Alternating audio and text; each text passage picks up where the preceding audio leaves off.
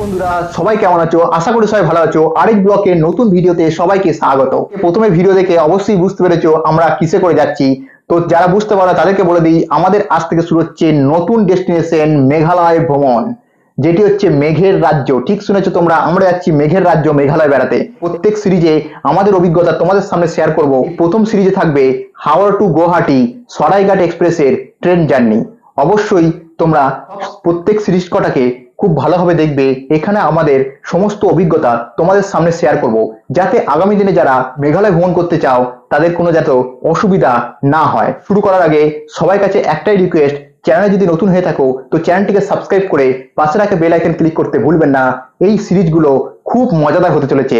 তোমাদের সামনে সমস্ত ইনফরমেশন, সমস্ত অভিজ্ঞতা শেয়ার করব। আমরা বোট করব বর্ধমান স্টেশন থেকে, যেটি 5:12 বর্ধমান স্টেশনে এসে পৌঁছায়।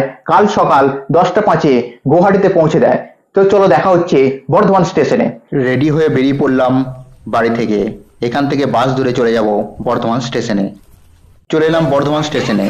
এটি বর্ধমান স্টেশনের বাইরের দৃশ্য।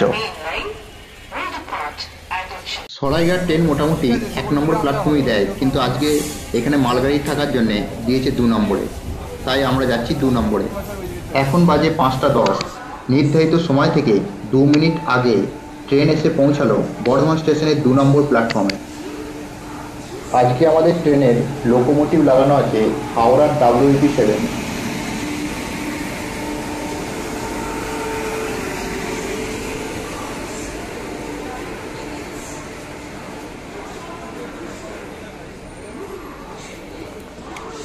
আজকে আমাদের কোচ হচ্ছে S5। এই স্লিপারের সম্পূর্ণ অভিজ্ঞতা তোমাদের সামনে শেয়ার করব। 3 মিনিট দাঁড়িয়ে ট্রেন নির্ধারিত সময়ে ছেড়ে দিল এই সীতাভোগ মিহিদানার শহরকে। বর্ধমান স্টেশনকে জংশন বলার কারণ হলো এখান থেকে একদিকে আসানসোল লাইন ভাগ হয়ে যাচ্ছে, আরেকদিকে কাটোয়া লাইন।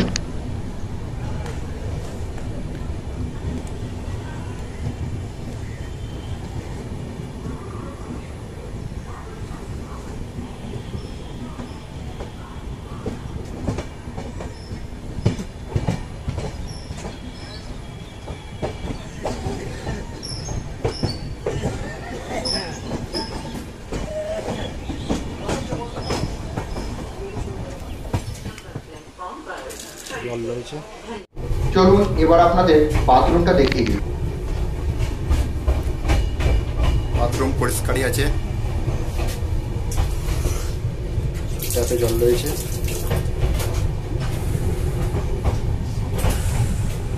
ঠিক আছে, ফ্ল্যাশ খারাপ।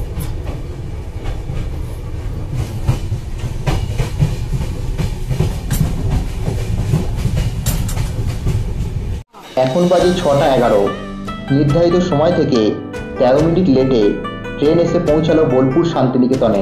এই শান্তিনিকেতন কবিগুরু রবীন্দ্রনাথের স্মৃতি বিজড়িত। 2023 খ্রিস্টাব্দে ইউনেস্কোর বিশ্ব ঐতিহ্যের তালিকায় স্থান লাভ করে। 5 মিনিট দাঁড়িয়ে এখান থেকে ট্রেন ছেড়ে দেয়। এখন বাজে 7:25। নির্ধারিত সময় থেকে 27 মিনিট লেটে ট্রেন এসে পৌঁছালো রামপুরহাট স্টেশনের 3 নম্বর প্ল্যাটফর্মে।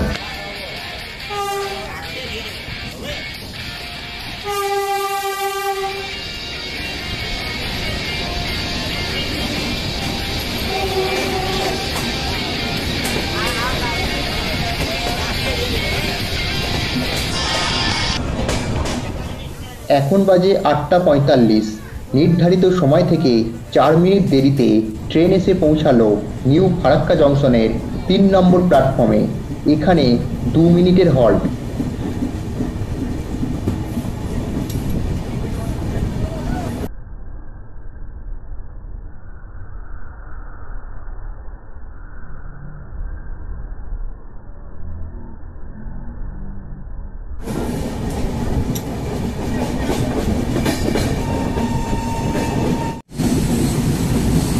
এখন ট্রেন পাস করছে ফারাক্কা ব্রিজের ওপর দিয়ে।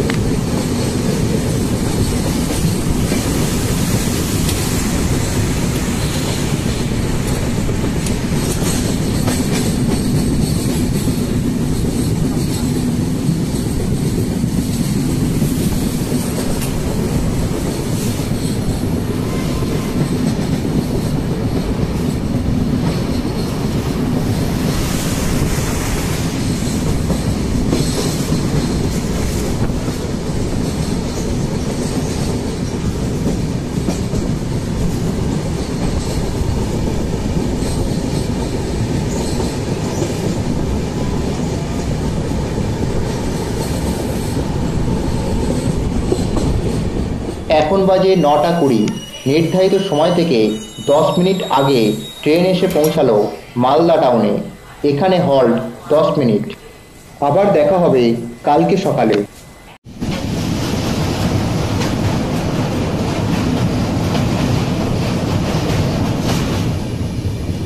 ঘুম যখন ভাঙে উঠে দেখি হাওড়া থেকে 816 কিলোমিটার পাড়ি দিয়ে ট্রেন এসে দাঁড়িয়েছে নিউ বঙ্গাইগাঁও জংশনে।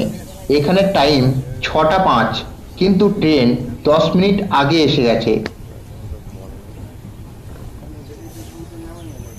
গুড মর্নিং সবাইকে। নিউ বঙ্গাইগাঁও স্টেশনে এসে পৌঁছালাম।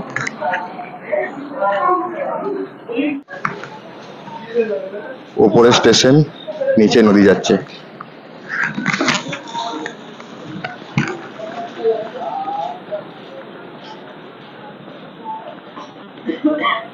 দাঁড়িয়ে থাকতে থাকতে দেখি অপরদিকে স্টেশনে এসে পৌঁছেছে ডিব্রুগড় থেকে কন্যাকুমারী বিবেক এক্সপ্রেস।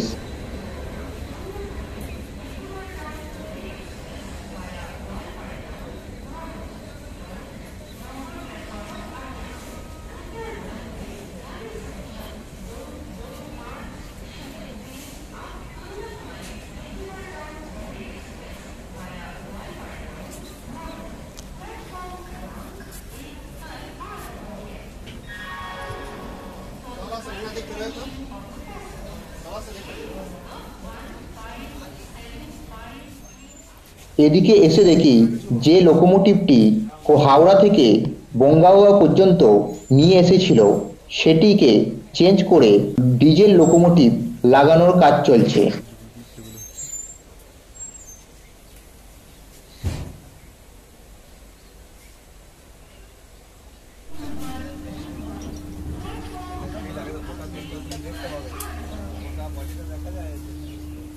নির্ধারিত সময় থেকে 45 মিনিট লেটে ট্রেনটি নিউ বঙ্গাইগাঁও জংশন থেকে রওনা দিল।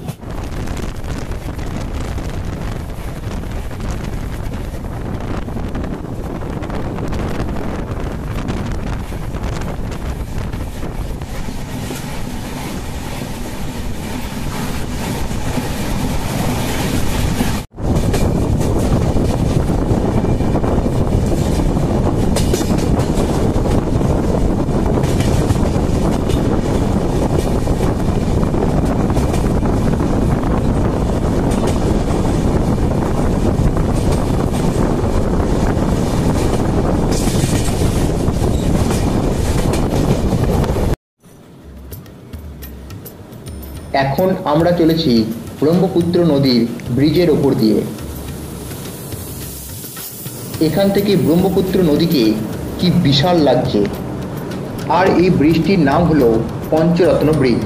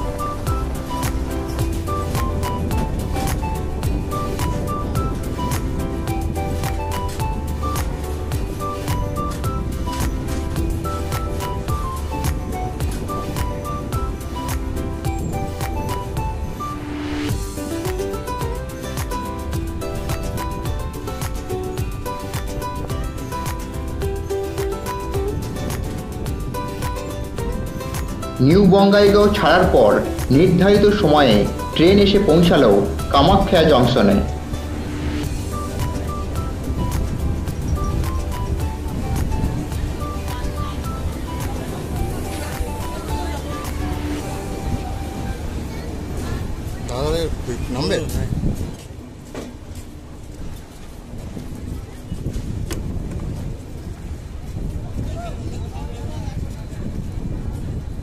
এখানে বলে রাখি, যারা কামাখ্যা মায়ের দর্শন করতে চান তারা এই কামাখ্যা স্টেশনেই নামবেন, তাহলে কামাখ্যা মন্দির এখান থেকে খুবই কাছে। এই স্টেশনের বাইরে অটো এবং গাড়ি অনেক পেয়ে যাবেন, সেগুলি ভাড়া করে আপনি কামাখ্যা মায়ের টেম্পেলে যেতে পারবেন।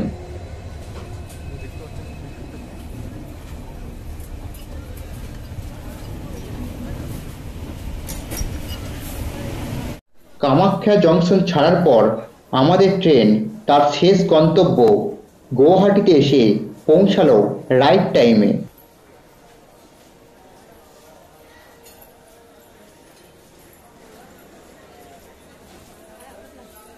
এই পর্বটি এইখান পর্যন্তই।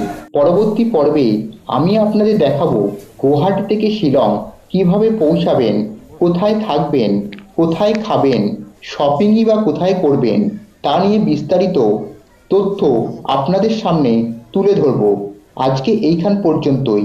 ভালো থাকবেন, দেখা হচ্ছে পরবর্তী পর্বে। চ্যানেলে যদি নতুন হয়ে থাকেন তো চ্যানেলটিকে সাবস্ক্রাইব করে পাশে থাকবেন।